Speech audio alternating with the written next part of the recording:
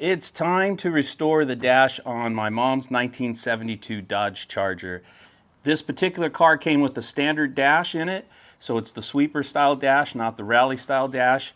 My blue 1972 Charger originally came with this style sweeper dash, and mistakenly I decided to go with the rally dash.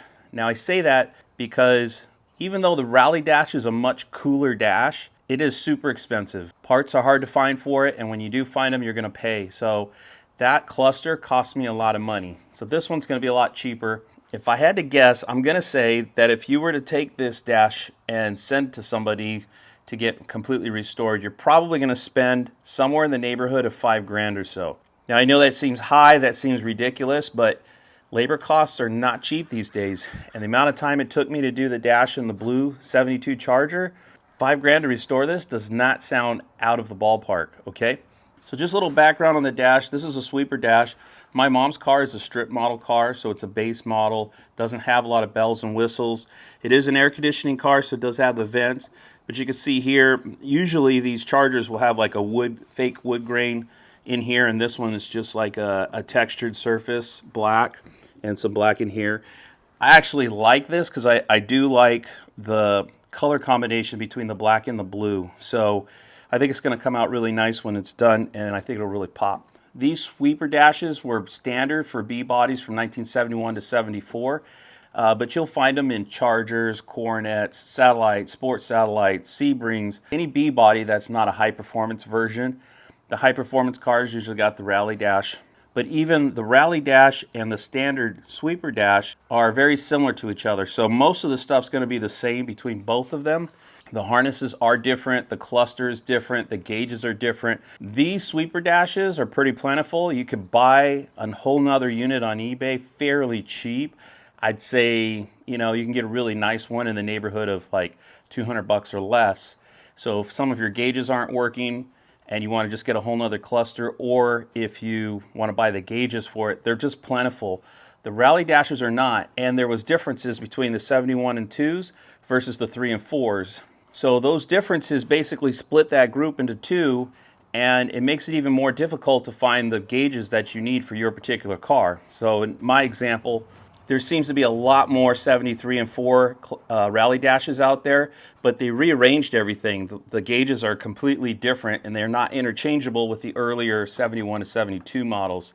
So the harder to find 71, 72 models, gauges and stuff like that work, you're going to pay money for them if you can find them. But these, dirt cheap, dime a dozen. We're not going to have any trouble. We're not going to be dumping a bunch of money. And I want to leave my mom's car original. Have no interest in putting the rally dash in this car, and no interest in spending the money. All right, in taking the dash frame apart, I'm going to start with the upper dash map light panel.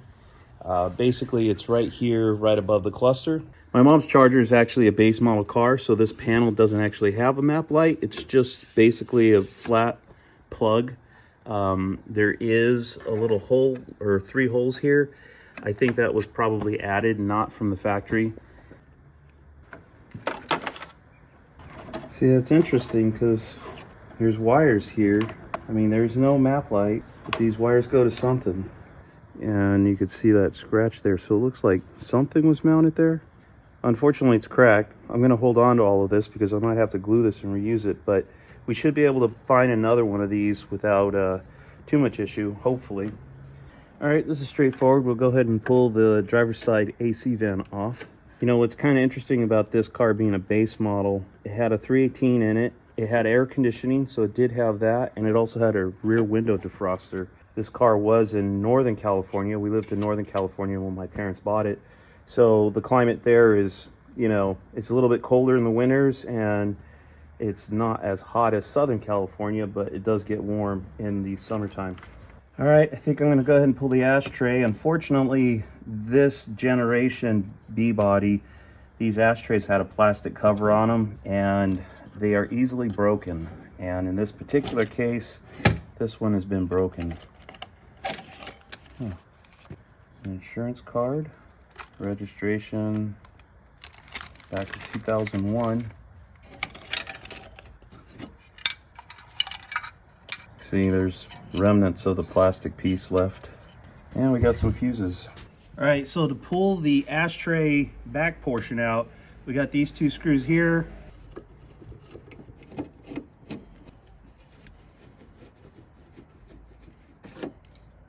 This is actually like a rubber bump. This one is missing. Yeah, just broke it off. Okay.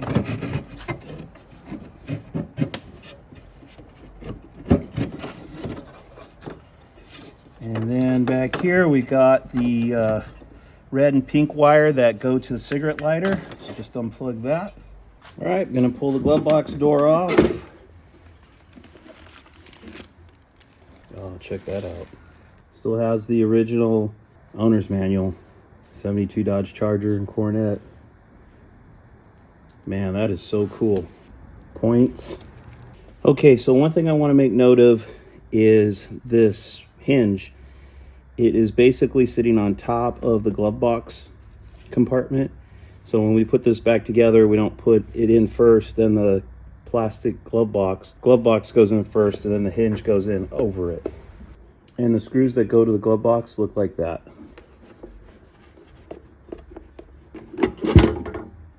There's a rubber bump stop in there. You got to take that off to be able to get the arm through the door, or through that opening. And it's all old and brittle, so I'm just breaking it off. Kind of what's left of it. Okay, easy enough. We got a couple of those bump stops there as well. So I want to make note of that, because I'm going to break these out. And by the time after I get all this painted, so I want to make note of these bump stops here too. And these plastic pieces here, because I need to take them out to repaint everything. And when it comes time to put everything back together, I'm going to forget that those were there. So this video is going to help me remember where those go. And in order to get this out, well, it'll fit. I was gonna say we gotta get this latch off first, but I was able to flex the glove box around it. But just to make note, this guy's gonna go in and it's gonna face inward. So when we put this back on, if there's any confusion, I think it's pretty straightforward. I think if you flipped it, it'd be obvious it's not gonna work. That's the screw to the latch. Okay, the radio's been out, took this panel out, ashtrays out, glove boxes out, kind of and the vent here. Everything I could pull off from this side is off, so I'm gonna tilt this over and start working on the other side. And the top. I'm gonna start with the speaker actually.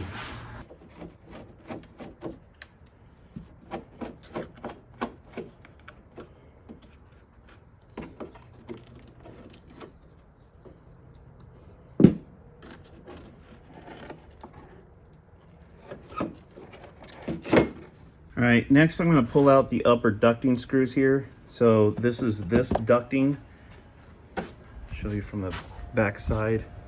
Kind of one of the first things you should pull out if you're taking this thing completely apart. Get an idea of its position and everything, where it goes. And again, it's up here. This is what the screw heads look like.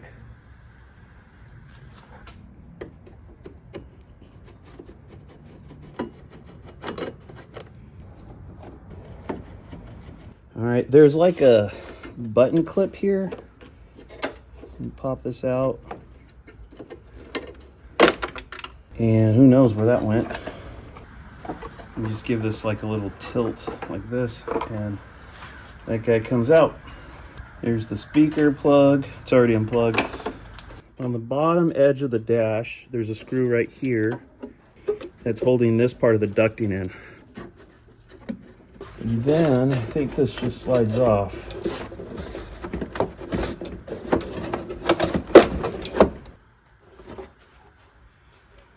So basically there's just these clips kind of hold it on the vents, and then there's just one on this side, and that one screw in the bottom pretty much is the only thing that holds everything in.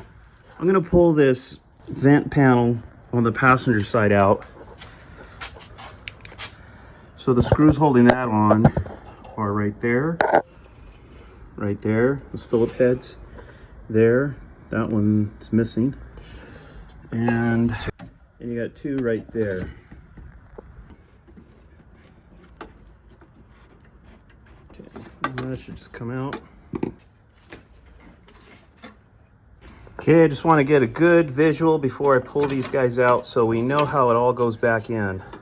And I'm mainly referring to these loops. So we are looking at the dash from the back side. This is the top of the dash. This loop here, it's going to loop towards the rear. So we'll pull this guy off. And then same thing, it loops towards the rear and then up. We'll pull that one out.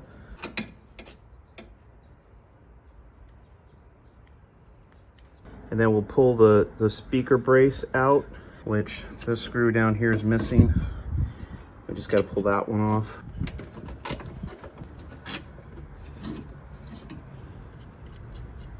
And then this piece, it's basically a channel to hold all the electrical. So we'll pull those screws out.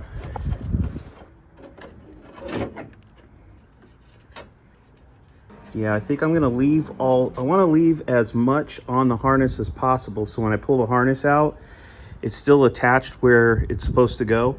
Then when I lay the new harness in here, I could just pull individual pieces and put them in place. And then we got this big loop here, which is attached to our climate control. Pull that screw out and it's held in right there as well. This guy takes a 5/16 to get off. 5/16 right here. That's that bracket. I'm gonna put this screw back so I don't lose it. Put this screw back here. These bulbs fell out, and there's supposed to be little tabs right here. So that one's broken, that one's broken. So we're gonna have to get new ones. This one's got 1 tab, 1 tab. All right, that one looks like it's down to 1 tab and 1 tab. We'll leave those 2 in and get some new bulb holders. Case, and then we'll pull this guy off.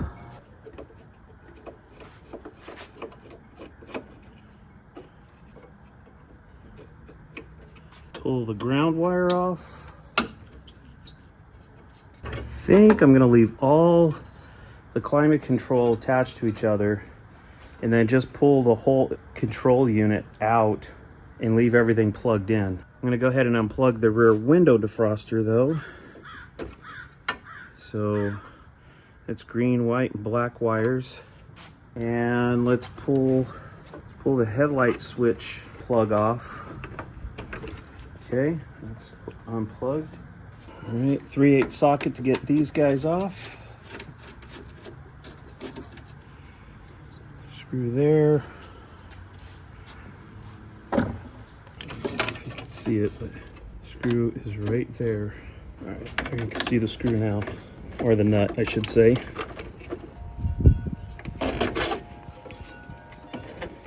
Okay. We got this last wire, which is hooked up to the rear window defroster. I'd unplugged it. As soon as I take this off, I want to plug it back into here.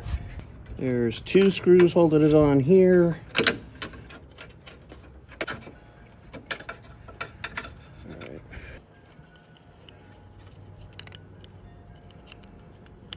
Harness is loose here. We just got to unplug it here, plug it here, and here, and here, and here, and here.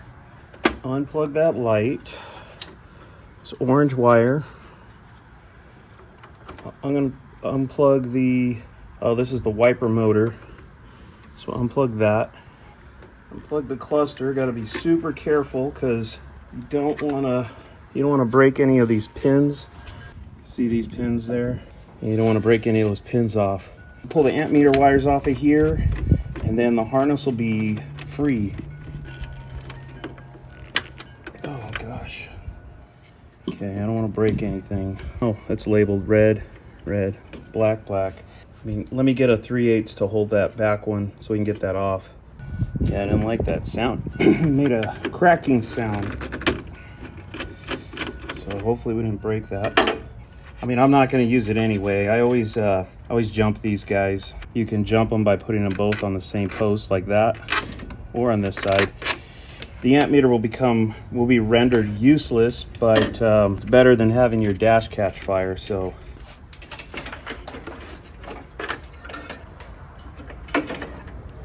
all right, harness is out.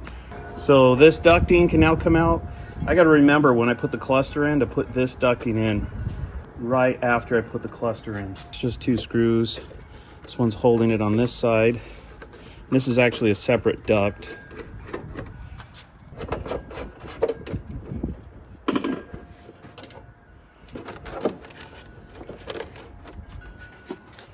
Now the cluster. Oh, here's that button clip. It goes through the brace that holds the radio to the ducting on this side. There's 2 screws holding the cluster in here. It takes a 5/16 to get these guys off. And then there's 4 more screws that hold the cluster in. We have to get from the other side.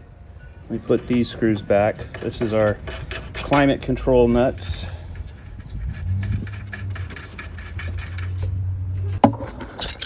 And then let me just show you from this side. There's a screw there, there, there, and there. Okay, so here's these 2.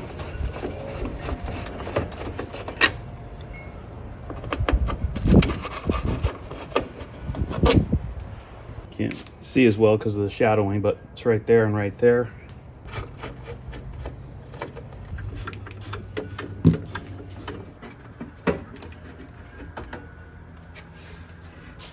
Okay, the last thing I have to pull out is the dash pad. So we'll flip this back over. Let me point out where all the screws are before I take them off, in case you're putting your own back together or taking it apart and you don't know where they are. There's the first one. This is the cluster side. So you got one there, and then up here, these like slide into the dash. And we got one there, we got one there. That one we already took out, which was holding that bracket. One there, and one hidden back there. And we got below the vent, we've got one there, there, and there. So remember, this pad basically goes around the vents on the side. So let me pull all those guys out, and then the frame will be completely stripped. Stripped of parts, anyway.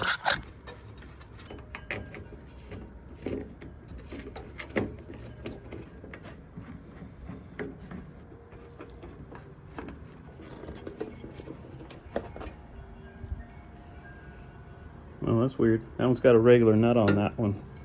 Interesting. I don't remember that on the other dash. Probably did, but I might have just put one of these stamped nuts on there too.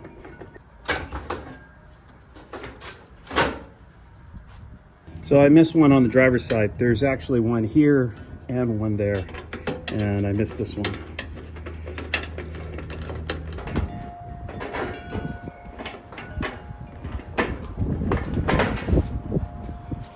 And that's the dash pad.